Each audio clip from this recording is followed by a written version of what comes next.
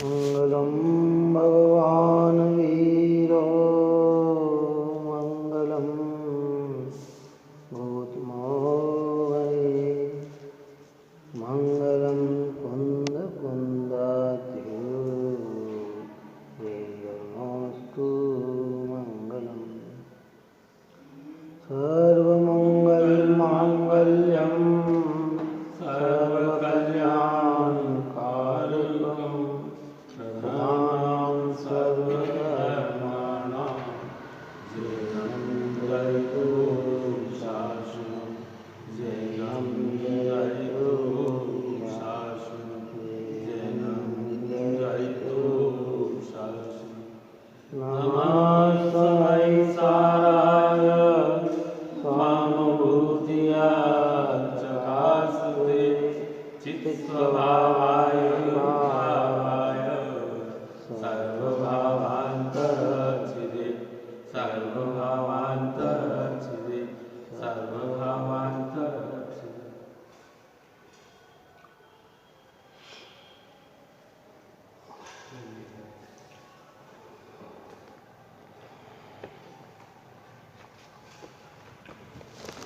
कक्षा के ज्ञान समय साथ को भी प्राप्त होते हैं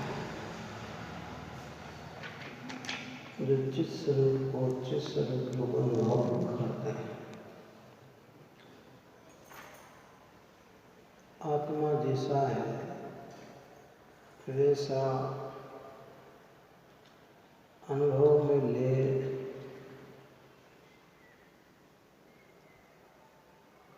तो पक्षातिक्रांत है और विकल्प ही करता रहे तो राग को ही प्राप्त होता है, बंध को ही प्राप्त होता है, निर्बंध हो पाता नहीं। उसी के लिए इतने कलश की रचना अमृतचंद्राचार्य भगवंत ने कही।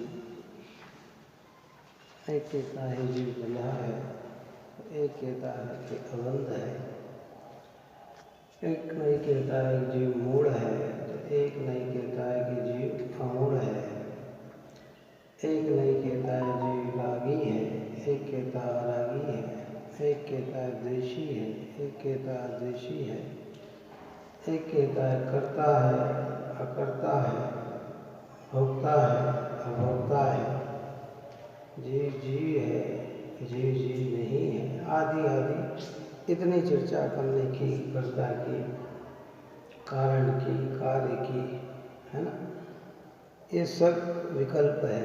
जिस स्वरूप तो जीव कैसा है वो तो जिस स्वरूप है ना। एक कहता है, एक अनेक कहता है, एक शांत कहता है, शांत कहता है। आगे अपना 84 नंबर का कलश चलता है। 83 तक कल अपन हुए थे, 84 3 कलश अपन पढ़ते हैं। एक कहे नाच दूसरा कहे वाच है, किंतु यह तो उभयनयों का पक्षपात है। पक्षपात से रहित तत्ववेदी जो जन है, उनको तो यह जीव सदा से नाना करता एक दूसरा कहे अनाना, किंतु यह तो उभयनयों का पक्षपात है। पक्षपात से रहित तत्ववेदी जो जन है, उनको तो यह जीव सदा चैतन्य रूप है।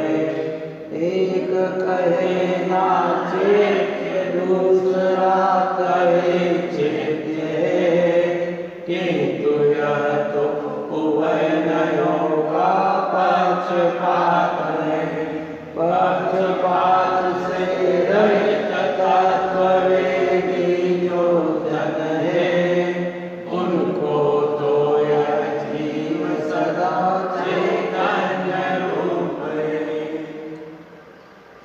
तत्वेदी है, उन्हें तो ये आत्मा चैतन्य चैतन्य और चैतन्य रूप है। नए वस्तु के एक अंश को दिखाता है। कितने को दिखाता है?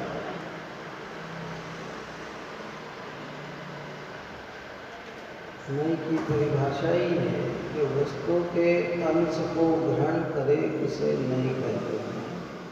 इतना वस्तु तो पूरी है, अब पूरी को जो पूरी जाने वह तो प्रमाण का विषय है।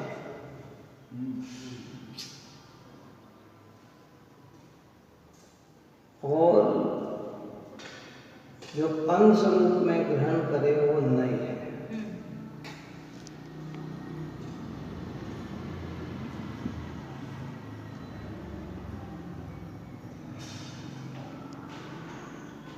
जो अंश रूप में ग्रहण करे वो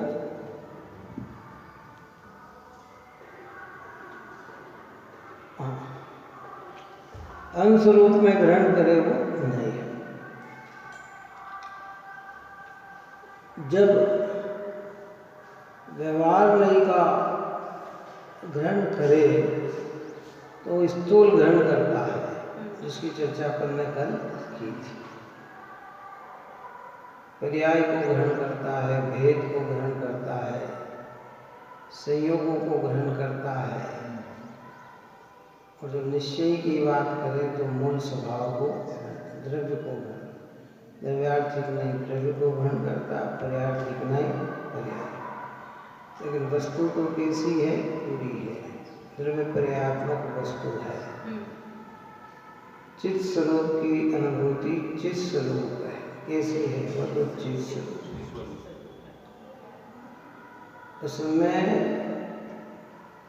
ये बार बार विकल्प आए, मैं ऐसा, मैं ऐसा, मैं ऐसा, मैं तो बंद हूँ, मैं बंधा हूँ, मैं वाच्य हूँ, मैं अवाच्य हूँ, कि ये विकल्प तो आएंगे, परंतु ये विकल्प अनुभूति से रहित है।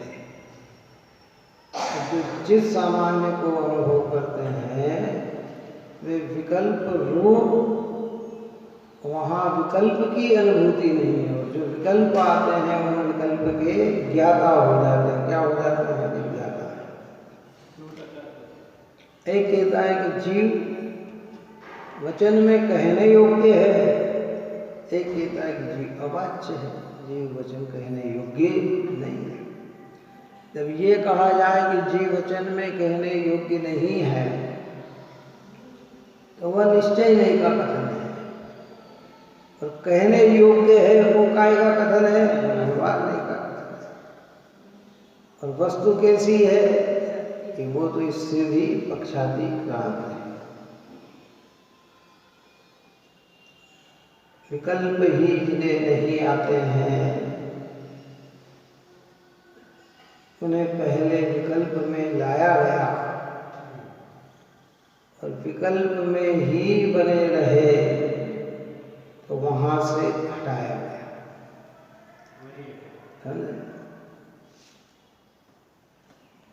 कि भाई वस्तु को अनुभव करो,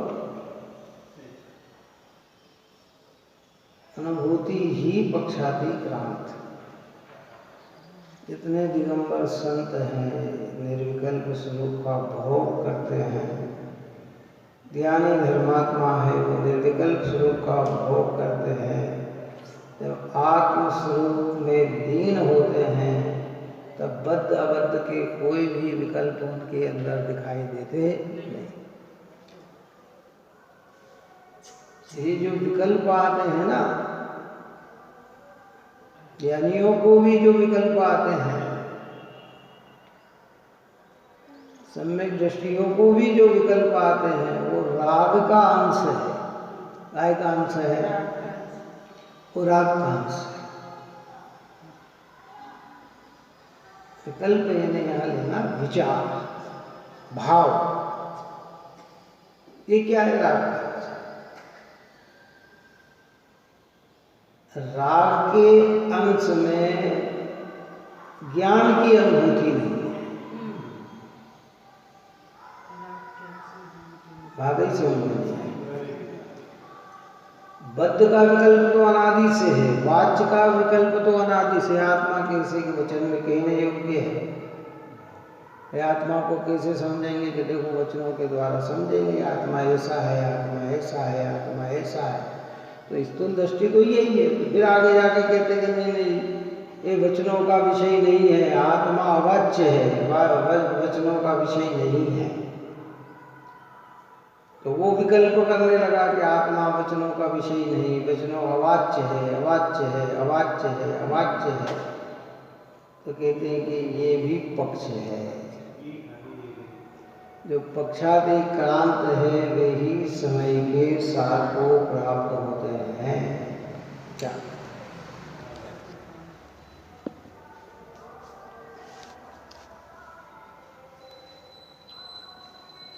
जीव वाच्य अर्थात वचन से कहा जा सके ऐसा है, ऐसा एक नहीं का पक्ष है।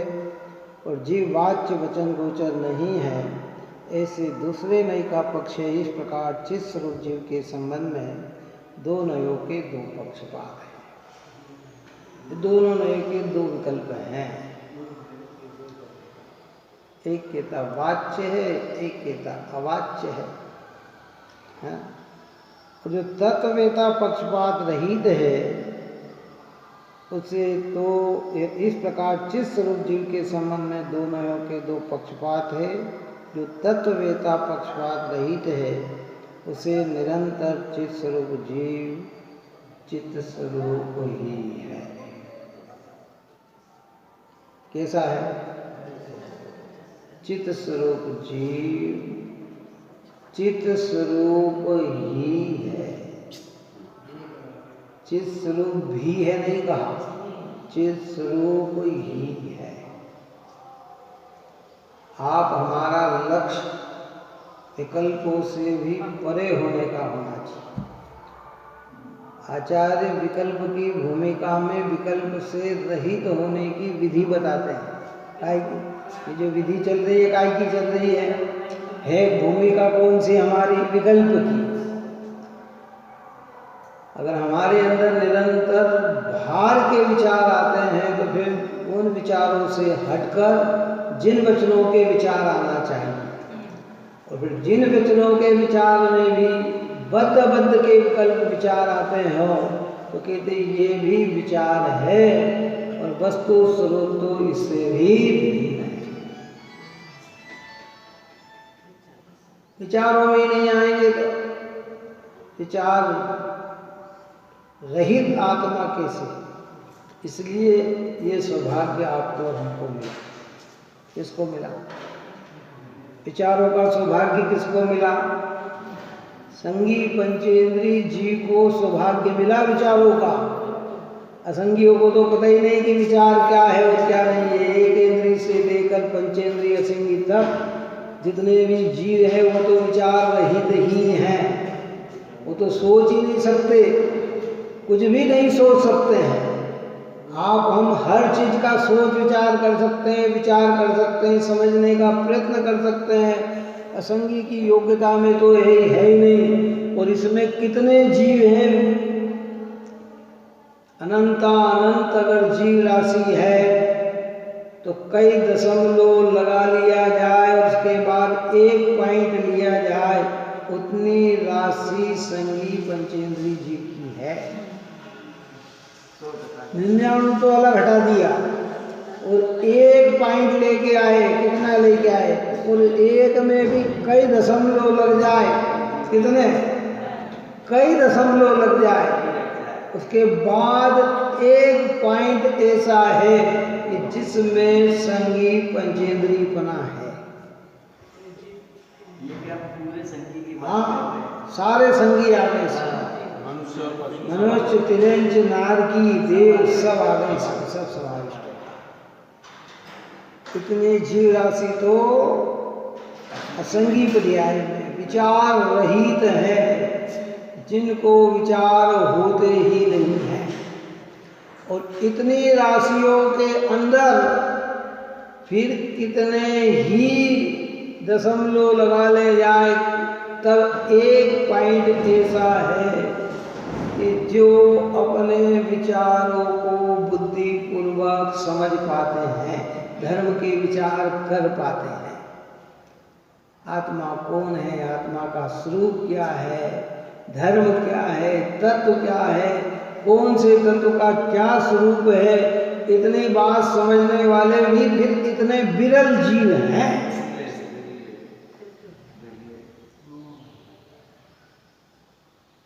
और इन विचारों में भी आकर विचार में रुकने वाले 99% और विकल्पातीत होने वाले, वस्तु स्वरूप का वेदन करने वाले 0.1 पॉइंट।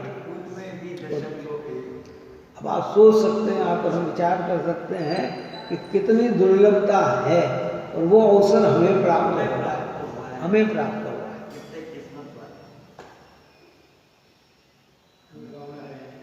इसलिए प्रारंभिक भूमिका विचार की है। जीव विचार करके ही अपने को संतुष्ट करता है। तो आचार्य कहते हैं कि जो तत्ववेदी होता है, वस्तु स्वरूप को अनुभव करने वाला होता है, जानने वाला होता है, वह तो चित स्वरूप के विषय में जानता है कि चित स्वरूप तो चित स्वरूप ही बंद अबंध के विकल्प से भी पार है। इसलिए जब बहुत जोर से लगा के कहा जाता है तो ये कहा जाता है कि हमें बंद विकल्प के से भी क्या मतलब, हम तो जो है सो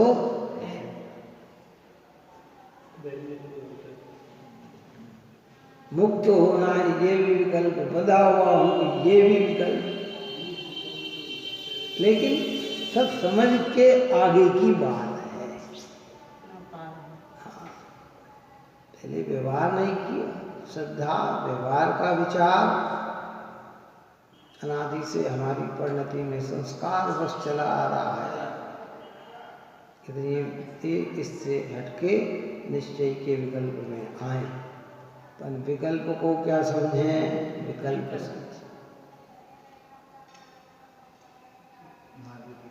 और अगर इस विकल्प को विकल्प न माना गया और विकल्प को ही आत्मा मान लिया गया, तो ये भूल तो हमने पहले भी अनंत बार की है,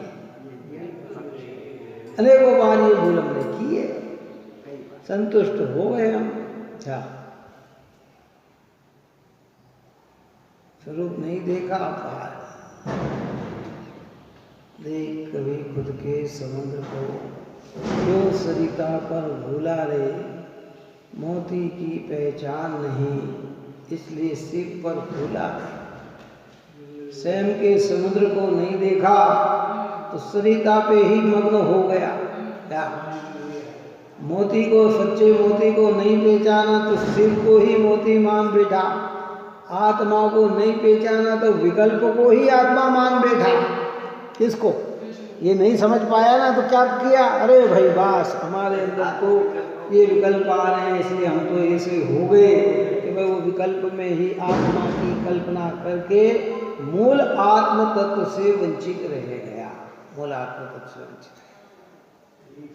इसलिए एक नहीं कहता है कि जीव वाच्य है, वाच्य का मतलब वचन में कहने योग्य है। दूसरा कहता है कि जीव वचन में कहने योग्य नहीं है। वास्तविकता ये सत्य है क्या, कि वचन में, वचन से अगोचर जीव है। बात समझ में है ना, जीव है। अपन ने 50वीं गाथा में जब 6 बोल चलाए आत्मा के, जो चले थे 6 बोल, आत्मा कैसा है, अगंध है, अरूप है, स्पर्श है, अशब्द है। क्या कहा था, अशब्द। आत्मा में कोई शब्द नहीं है, वो तो अशब्द है? शब्द वाला कहा जाए या शब्द से समझा वाला कहा जाए, ये स्थूल है, और अशब्द वाला कहा जाए और आत्मा में अशब्द शब्द नहीं है, ये परमार्थ है, ये सूक्ष्म है, यद्यपि ये सत्य है, परंतु इसी का विकल्प बना रहे तो निर्विकल्प का अनुभव नहीं होता, ये कहना चाहते। बात अंतर कितना आया? उस पक्ष की अपेक्षा ये पक्ष पक्का है। कौन सा पक्का है? निश्चय का पक्ष परमार्थ है। परंतु तू वस्तु का अनुभव न करके विकल्प ही करता रहे तो भी वस्तु की प्राप्ति नहीं होती है।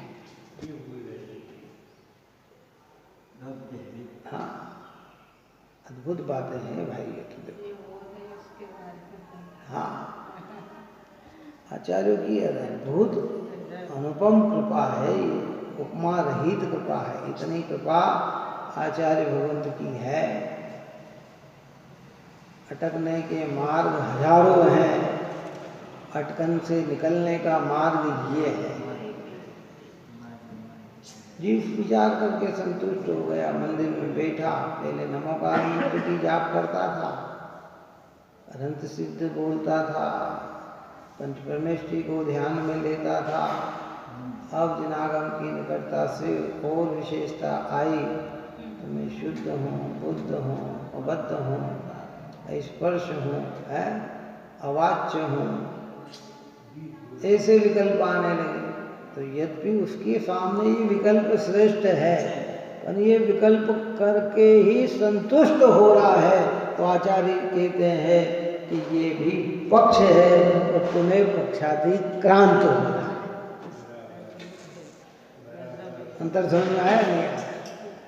बैठ गए हम, बिल्कुल कोई दूसरे विचार नहीं आ रहे, बस ये आ रहे मैं शरीर से रहित हूँ, इंद्रिया मेरी नहीं, मन मेरा नहीं, वाणी मेरा नहीं, राग द्वेष के परिणाम मेरे नहीं, मैं तो ऐसा हूँ, ऐसा हूँ, ऐसा हूँ। तो इसको थोड़ी संतोषता मिली, क्या है ना? कछायों की मंदता की संतोषता है, पर उसी को इसने भ्रम क्या पाल लिया? मोती की पहचान नहीं, इसलिए सिर पर फूला रे। ओरिजिनल समुद्र को देख नहीं पाया तो नदी को ही समुद्र मानकर बैठ गया। किसको बैठ गया? यही समुद्र, बात ही समुद्र, यही समुद्र। अभी यहाँ सनावद और खंडवा के बीच में एक काल्पनिक समुद्र की रचना की है। क्या है? हाँ, उसका हनुमंतिया नाम है उसका। क्या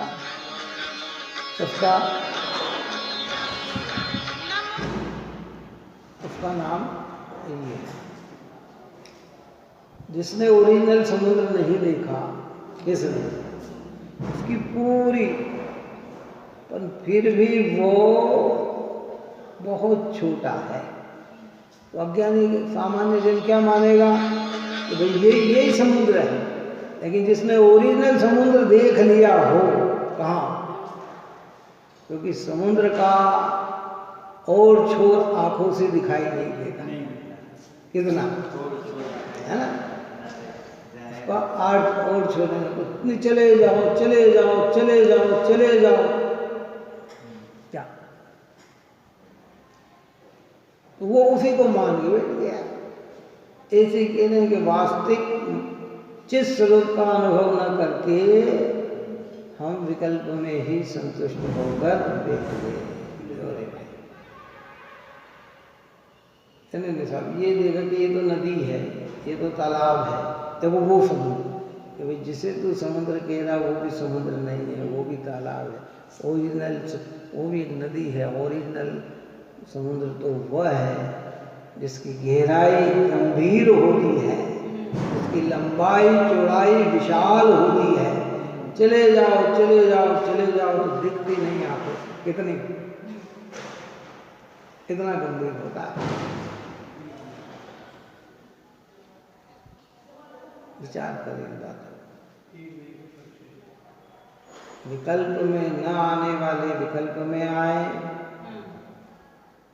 व्यवहार के विकल्प वाले विकल्प से हटकर निश्चय के विकल्प में आए।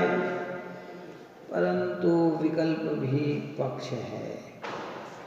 पक्षाधिक्रांत हो वही समय सार को प्राप्त होता है।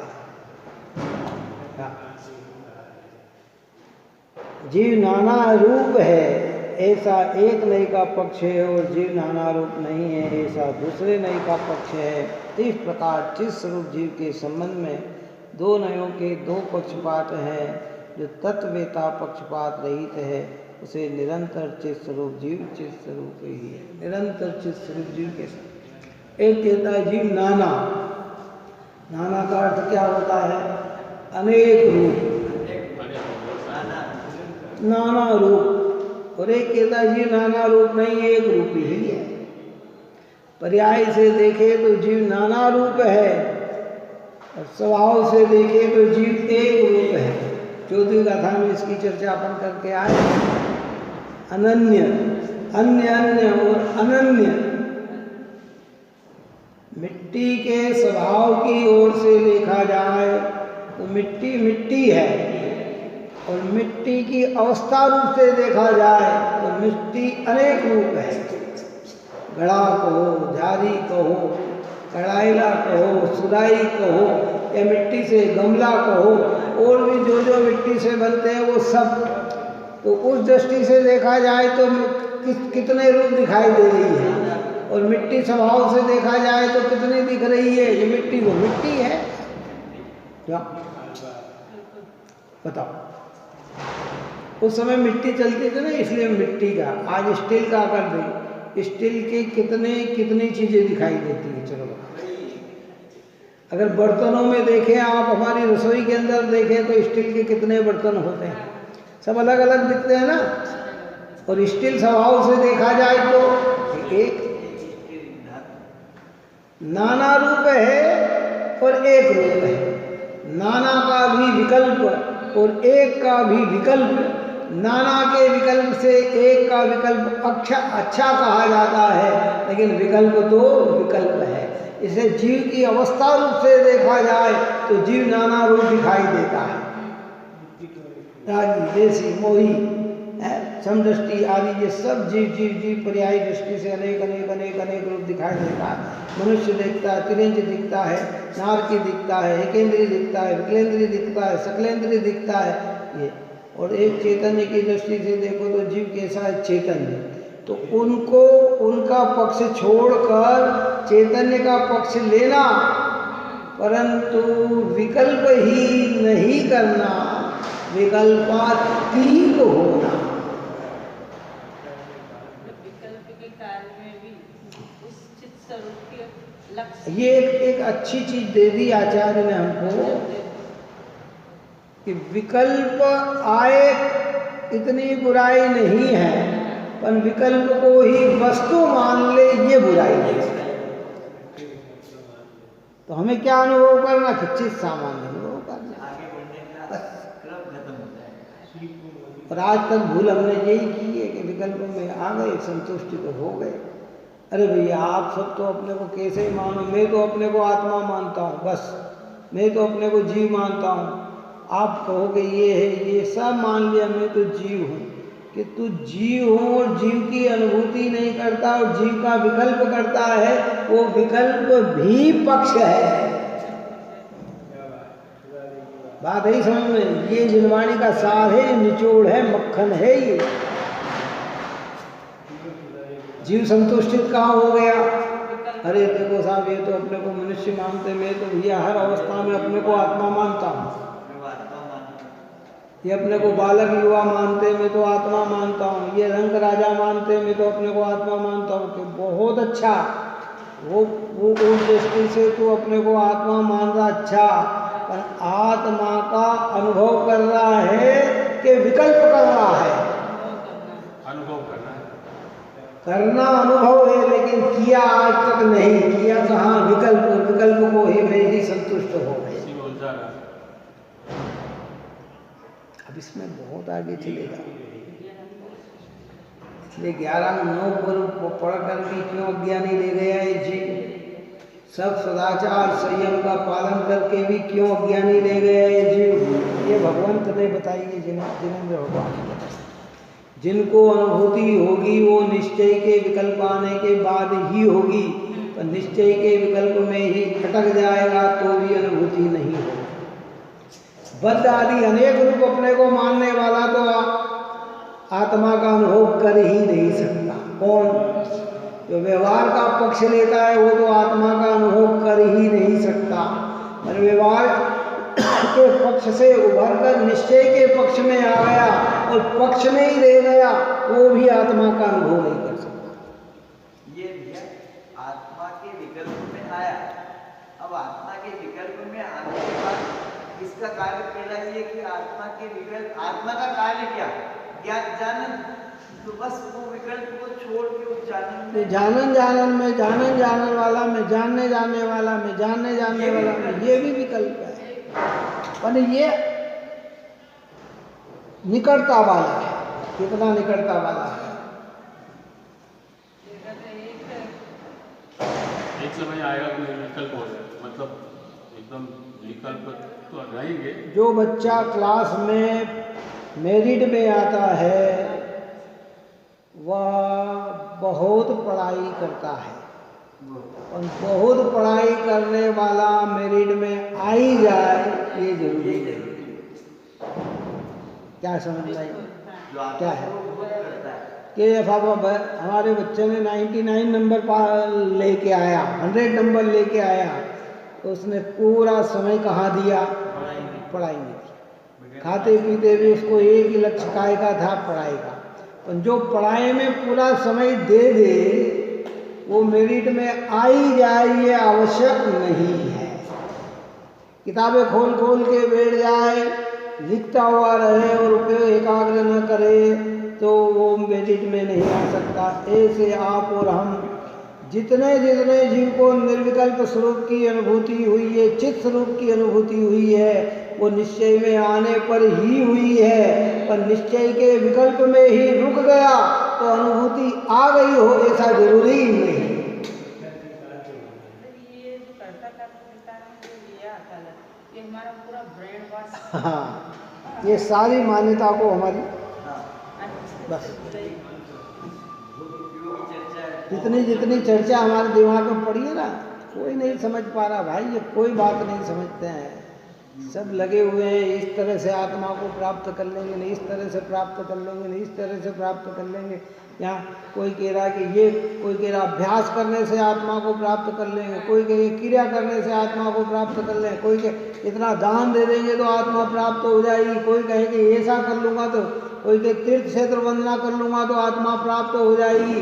कि नहीं, वस्तु स्वरूप की अनुभूति से ही आत्मा की प्राप्ति। इसलिए जो तत्ववेता है, वस्तु स्वरूप को जानता है, वह तो चित्त स्वरूप तो चित्त स्वरूप ही है, अन्य कुछ नहीं है। ऐसी अनुभूति करके विकल्प भी टूट जाते हैं तो कार्य की सिद्धि हो जाती है।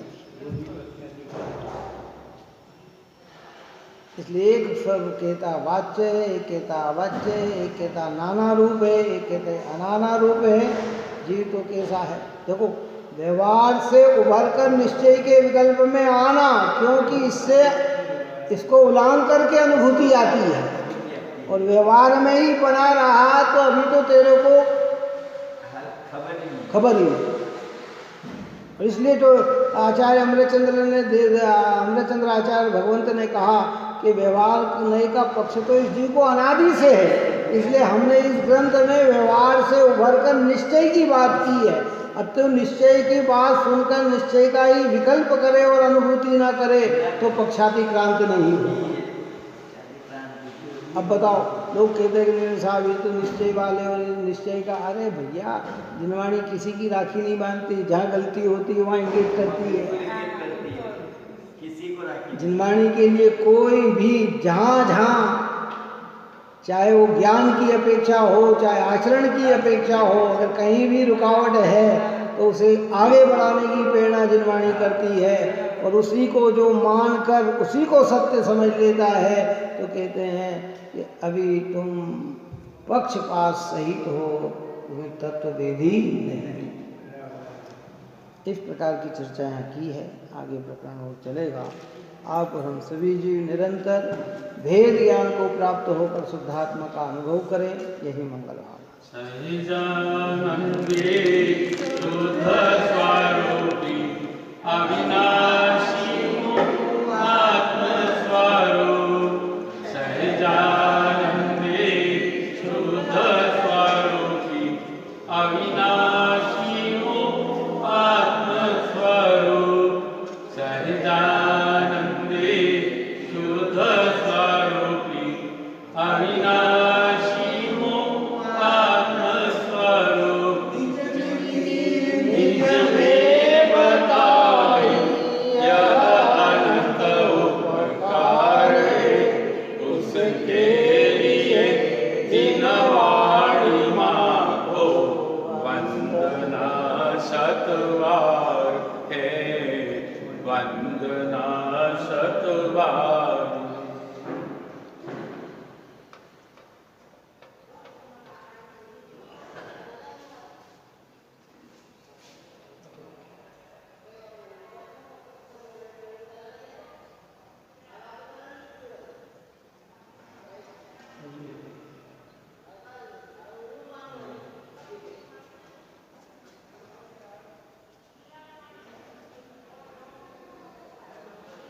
जावाणी के ज्ञान से सूझे लोकालो सोवाणी मस्तक नमो सदा दे तुम हो।